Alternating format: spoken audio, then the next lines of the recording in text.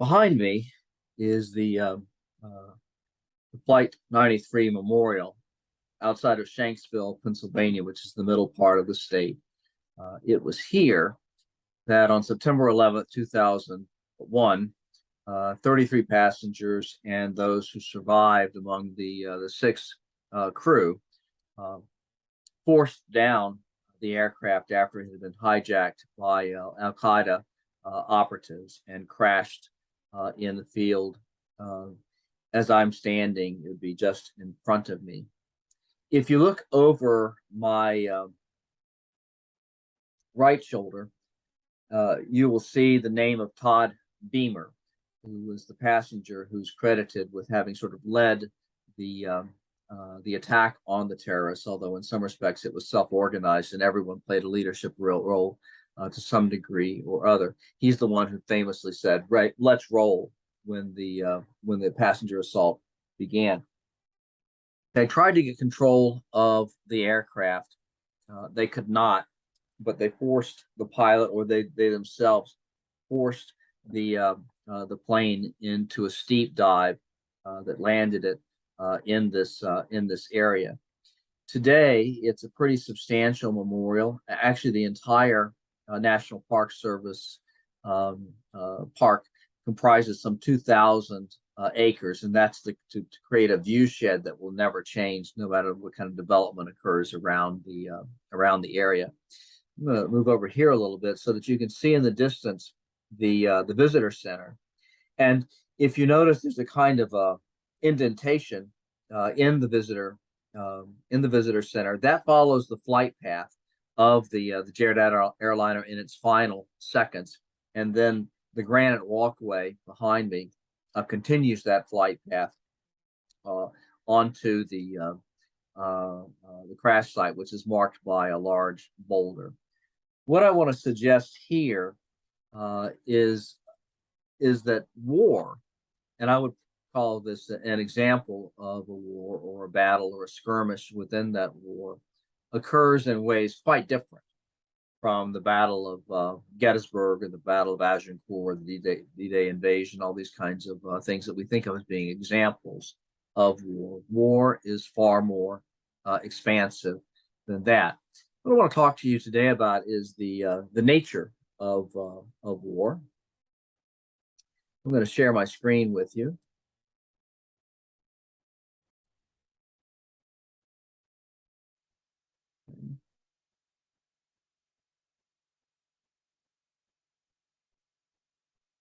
Okay. Sorry. The thing with Zoom is that it's a little bit clunky to use at times. These are the terms that apply to this particular lecture. You'll see them at the beginning of all presentations. They'll also be made available to you in PDF format, along with all the slides for the presentation, so you can follow along that way. And then these next are the learning objectives. And so by the end of this lesson, you should understand first that the nature of war resists definition. I'll talk about what that means in a bit. Second, you'll understand the distinction between conventional war and insurgency. Next, I want to acquaint you with the dangers of an inadequate concept of war. Then I want to emphasize war as the realm of chance and probability. If anybody ever tells you that that one side or the other is definitely going to win a particular war, just tune them out, because they don't know what they're talking about.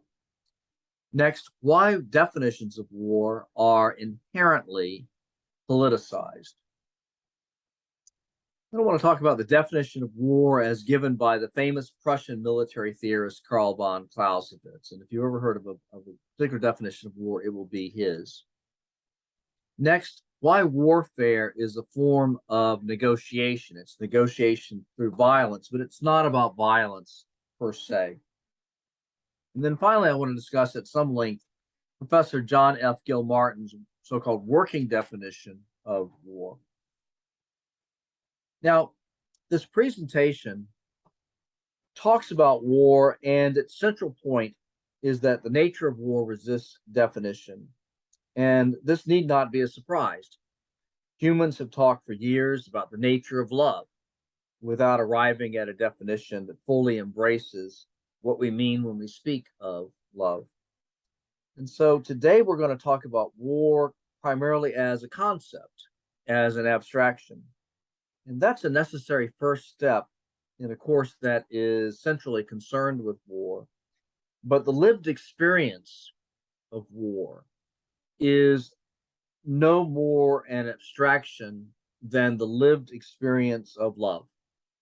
War boils down to the death of hundreds, thousands, even millions of human beings. And every one of them is a specific individual with families, friends, people who love them and whom they love. So we begin with this scene from The Messenger, a 2009 film about two Army soldiers assigned to notify the next of kin of the death of their loved one. They are members of a casualty notification team, in this case, a captain, played by Woody Harrelson, who was an experienced casualty notification officer and who was showing the ropes to a staff sergeant, recently returned from the Iraq War, played by Ben Foster. Now, casualty notification teams are tasked to deliver news within 4 hours of receiving the initial casualty report. And they are required to give the news only to the official next of kin, who is usually the spouse or the parent of the fallen soldier. And in this scene, the next of kin is the soldier's mother. And I want to tell you right away that in this video, as in most others that are used in the course, you're going to want to be aware that it might potentially be somewhat triggering. I didn't expect that this one would be in 2001 when I taught the course, but one student in my class had recently lost a cousin during the evacuation of Kabul, Afghanistan, and was grieving his loss. And this sort of, this video sort of triggered the emotions associated with that. So just about any video has the potential for doing that in this course. So I won't give a disclaimer for every single video. Just be aware that all of them contain scenes that are intense in nature and sometimes quite violent in nature. That just kind of goes with the territory with the history of war. Okay, let's watch this this clip.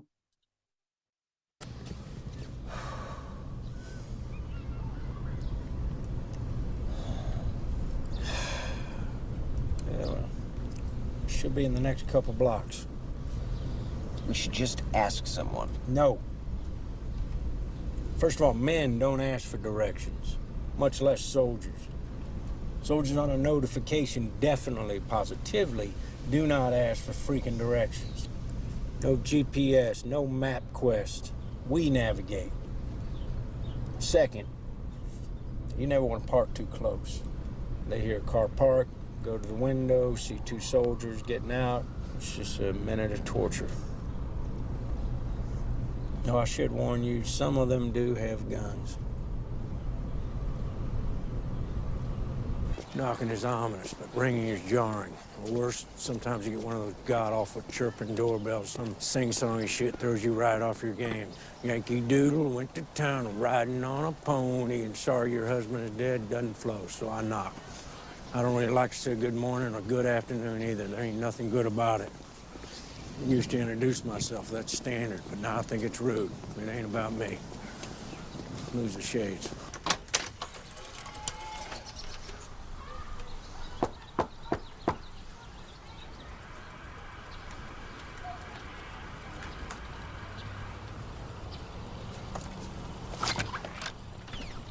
We're looking for Mrs. Tina Burrell. She in?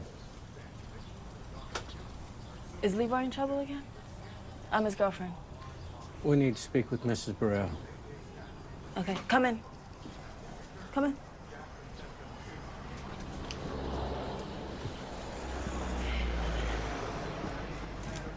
Please, sit down. I just made some tea. Do you want some?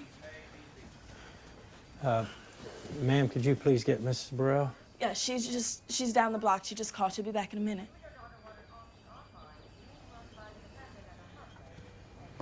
Tell you so, don't wait. If she's not here in 30 seconds, we're gone. Sit. Well, I'm Monica. I'm Leroy's girlfriend. And this is Baby. He's a boy. But he don't know that yet, so don't tell him, because I ain't calling him Junior.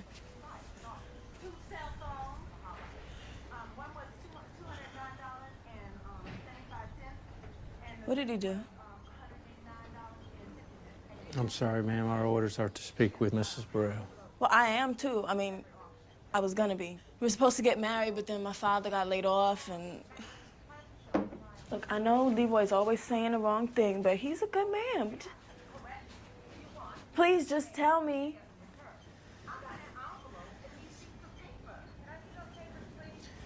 We'll be back.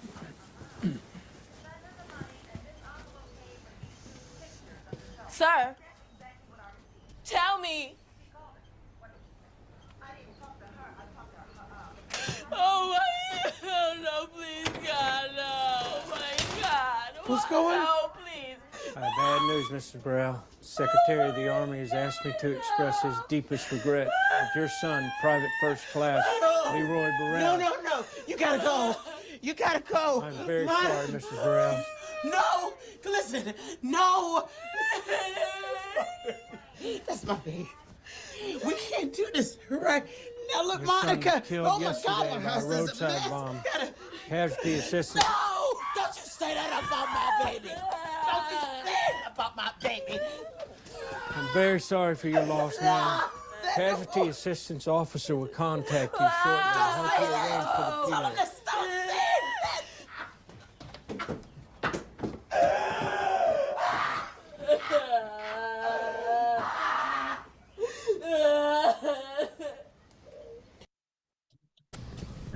Oops. Okay. It's a tough scene to watch, particularly when you're a parent, as I am. You would never want to be on the receiving end of that conversation. Now, the fallen soldier was quite likely to have been killed by the detonation of an improvised explosive device, usually called an IED, during the Iraq War. Now, the war, codenamed Operation Iraqi Freedom, broke out in March 2003 when the U.S. military attacked the Iraqi armed forces in what was largely a conventional war. The administration of President George W. Bush expected the conflict would be brief and that the Iraqi people would, in the words of Vice President Dick Cheney, greet them as liberators. That's a quote. Now, in fact, although the American military toppled the dictatorial regime of Saddam Hussein by April 30th, 2003, the conventional war that followed was overwhelmed by an unexpected Iraqi insurgency that claimed the lives of the overwhelming majority of the 4,490 U.S. military personnel ultimately claimed during the Iraq War. And because the U.S. military retained a presence in Iraq after the war's end, an additional 90 soldiers died in the years between 2011 and 2020. Now, in the war in Afghanistan, which began even before the war with Iraq, it's called Operation Enduring Freedom. That began in October 21st and actually ended in a Taliban victory in August 2001. In that war, as of April 2021, the number of American service members killed in Afghanistan stood at 2,448. As with the Iraq War, In Afghanistan, the United States and certain allied forces speedily toppled the enemy regime known as the Taliban as a prelude to eliminating Osama bin Laden, mastermind of the September 11th attacks carried out by Al Qaeda, as well as the Al Qaeda training bases operating under the shield of the Taliban. But as with the Iraq War, the initially successful operation was followed by this unexpected insurgency. And this illustrates the point that war is the realm of chance and probability. There are no certain victories. And in both cases, the United States expected a swift, complete victory. In the case of Iraq, it ended up with a kind of a stalemate. And in the case of Afghanistan, with outright defeat after a war lasting 20 years. This gets at several important points about war. First, there is a distinction to be drawn between conventional war, the clash of armies like the Union and Confederate armies during the American Civil War, as depicted in this detail from the Gettysburg Cyclorama, which shows the climax of Pickett's charge, the final Confederate attack during the three-day Battle of Gettysburg, and insurgencies like the one in Iraq and the one in Afghanistan, or the one conducted by conservative white Southerners in the 12 years after the Civil War, which ultimately returned the Southern state governments to white supremacist rule that lasted for another 90 years.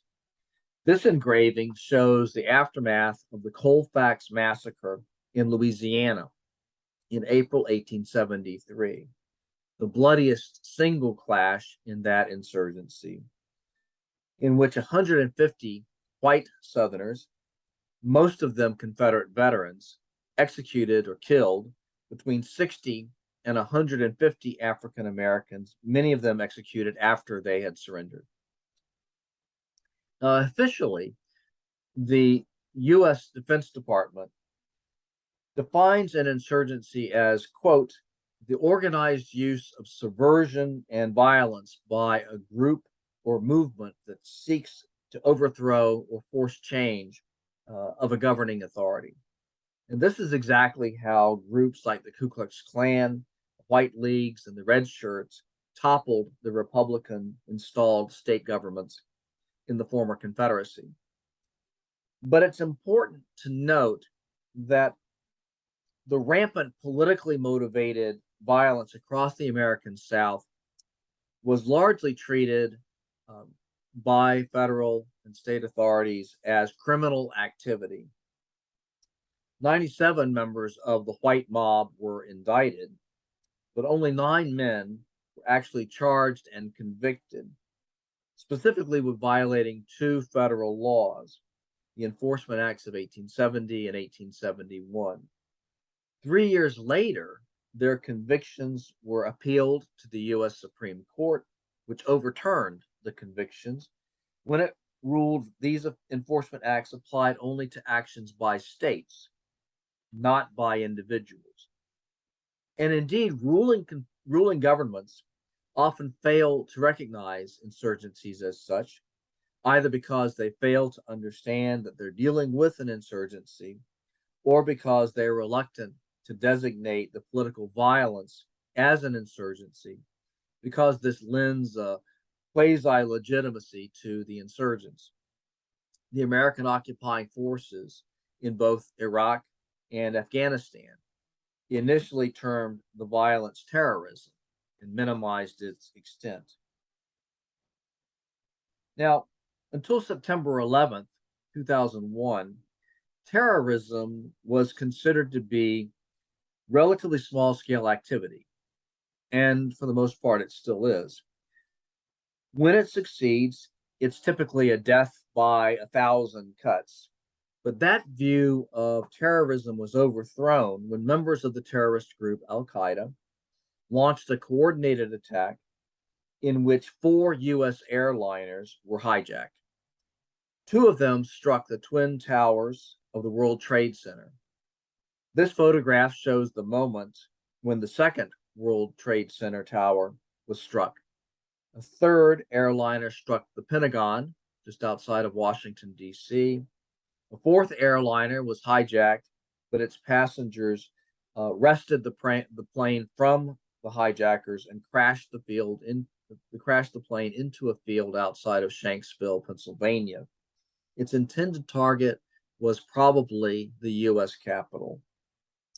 About 3,000 persons died in the attack. Another 2,500 were injured. And the attack changed American society in lasting ways. It led directly to the war in Afghanistan and made possible the strike against Saddam Hussein's regime that became the war in Iraq. Now, this gets to the second point. A limited concept of war can make it difficult to foresee certain kinds of attacks. But this was recognized only after the attacks occurred because the US government intelligence agencies were not configured in such a way such that they could coordinate the information that they had about these impending attacks. And the US government defined war in such a way that the Al Qaeda attacks fell between the cracks of military intelligence and intelligence gathered by civilian law enforcement agencies. Now, this photo shows desperate Afghans chasing a U.S. Air Force C-17 cargo plane as it departs from the airport in Kabul on August 16, 2021. The fate of the U.S. operations in Afghanistan and Iraq underscores a third point. War is the realm of chance and probability. It is difficult to predict the course that a war will take, its duration, or its outcome. The U.S. government expected a quick and complete victory in Iraq. Instead, it faced a 7-year insurgency, suffered far more casualties than expected, and achieved at best only a limited success. Similarly, when it invaded Afghanistan, the U.S. government had no idea that this would result in a 20-year war. Moreover, after the early years of the struggle, the U.S. found that it had no viable strategy for winning the war. It could have carried on the war indefinitely, but policymakers eventually realized that victory was impossible. And as a result, in February 2020, the Trump administration negotiated an agreement with the Taliban to withdraw the U.S. forces from Afghanistan in exchange for the release of 5,000 Taliban fighters and the promise that the U.S. would withdraw within the next 14 months. The Taliban agreed not to attack U.S. soldiers. Well, the Trump administration did not actually withdraw any troops. That fell to the succeeding regime, that of Joseph R. Biden. And in April 2021, the Biden administration formally stated that it would honor the terms of the Trump agreement, only to be surprised by the speed with which the Afghan armed forces and government collapsed when the U.S. military withdrawal began in early August. This led to a messy, chaotic evacuation of U.S. citizens and some Afghan nationals that was widely characterized as a more humiliating debacle than the U.S. evacuation from its embassy in Saigon when the South Vietnamese government fell to the North Vietnamese in April 1975. So let me quickly review these 3 points and add a fourth. First, there is a distinction between conventional wars and insurgencies. Second, a limited concept of war can make it difficult to understand or foresee certain kinds of attacks. Third, war is the realm of chance and probability. Neither the course of a war nor its outcome can be predicted. And here's the fourth. definitions of war are inherently politicized.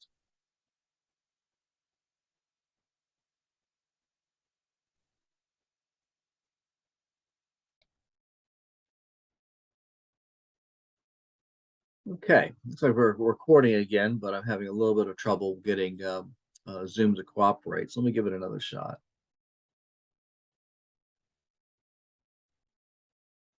Okay, this is not going to work, so I have to pause it again.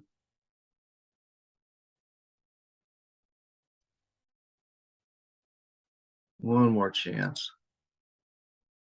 All right, we'll just have to stop here.